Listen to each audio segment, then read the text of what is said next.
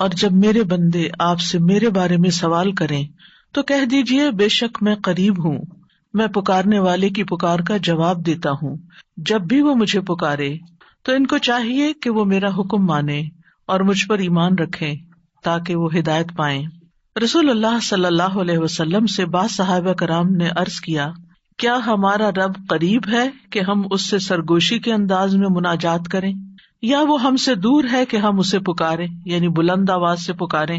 اس سوال کے جواب میں یہ آیت نازل ہوئی، وَإِذَا سَأَلَكَ عِبَادِي عَنِّي فَإِنِّي قَرِيبٌ، اور جب تجھ سے میرے بندے میرے بارے میں پوچھیں تو آپ ان کو بتا دیں کہ میں قریب ہوں۔ اس آیت میں اللہ سبحانہ تعالیٰ نے عبادی کہہ کر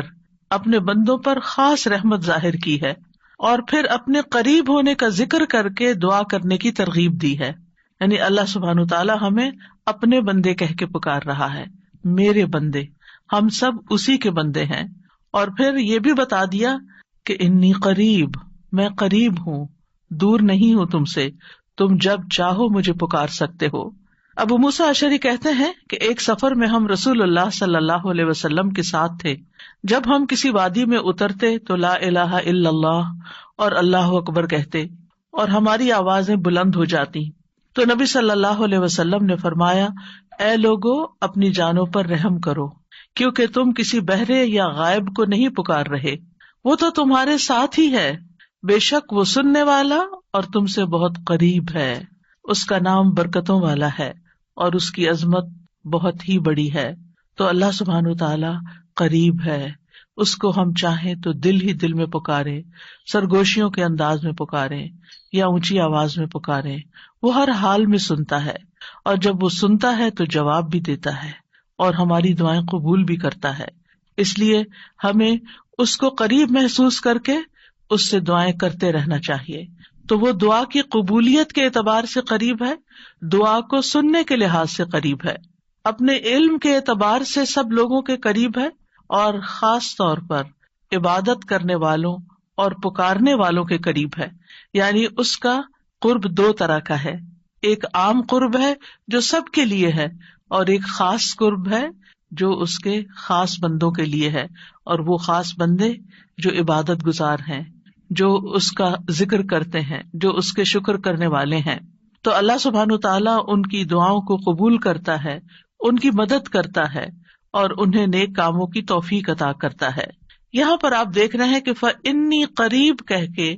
بندے اور رب کے درمیان کوئی فاصلہ نہیں رکھا گیا اس اعتبار سے کہ کوئی اور واسطہ ہو۔ یہاں اللہ سبحانہ تعالیٰ نے جواب کو قل یا فقل کہہ کے نہیں فرمایا، جیسا کہ دوسری آیات میں آتا ہے۔ جتنے بھی سوال صحابہ کرام نے رسول اللہ صلی اللہ علیہ وسلم سے کیے تو ان کے جواب میں اللہ تعالیٰ نے فرمایا قل، آپ انہیں بتا دیجئے، لیکن یہاں پر قل بھی نہیں آیا، ڈائریکٹ فإنی قریب، اذا سألک عبادی انی فإنی قریب، یعنی بیچ میں کوئی واسطہ نہیں لایا گیا۔ تو اس سے یہ پتہ چلتا ہے کہ ہمارے اور ہمارے رب کے بیچ میں کسی اور واسطے اور کسی اور وسیلے کی ضرورت نہیں۔ اور جب اللہ تعالیٰ نے یا عبادی کہہ دیا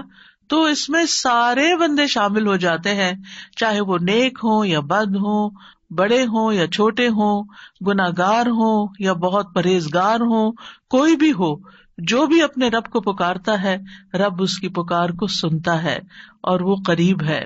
لہٰذا جب ہمارا رب قریب ہے اور مجیب ہے، جیسا کہ آپ جانتے ہیں پروگرام کا نام بھی قریب مجیب اسی لیے رکھا گیا کہ ہمارا اگر اپنے رب سے تعارف ہو جاتا ہے، ہم اپنے رب کو پہچان جاتے ہیں کہ ہم کس کو پکار رہے ہیں اور وہ کہاں ہے، تو جتنا جتنا ہمارا یہ یقین ہوگا کہ وہ ہمارے قریب ہے اور وہ سنتا ہے اور جواب دیتا ہے، اتنی ہی زیادہ محبت اور توجہ کے ساتھ، اخلاص کے ساتھ ہم دعا کریں گے انشاءاللہ۔ اور پھر آپ دیکھیے کہ اللہ تعالیٰ ہماری دعاؤں کو ضائع نہیں کرتا۔ اجیب دعوت الداعی اذا دعانی، مطلب یہ ہے کہ جو بھی مجھ سے مانگتا ہے وہ کچھ پا کے ہی لوٹتا ہے، وہ نامراد نہیں ہوتا۔ جیسے زکریا علیہ السلام نے کہا تھا کہ وَلَمْ أَكُنْ بِدُعَائِكَ رَبِّ شَقِيًّا، کہ اے رب تجھے پکار کر تو میں کبھی بدبخت ہوا ہی نہیں، کبھی مایوس ہوا ہی نہیں، کبھی محروم ہوا ہی نہیں، جب بھی تجھے پکارا تجھ سے کچھ پا ہی لیا۔ تو اس لیے ہر دعا کرنے والے کو یہ یقین ہونا چاہیے کہ ہماری دعا ضرور سنی جائے گی، کیونکہ شیطان انسان کے دل میں یہ وسوسہ ڈالتا ہے کہ تمہاری دعا قبول نہیں ہوگی۔ نہیں بھائی، ہر ایک کی دعا قبول ہوتی ہے اگر وہ صحیح معنوں میں اپنے رب کو پکارتا ہے، وہ دعاؤں کو سنتا ہے اور جواب بھی دیتا ہے۔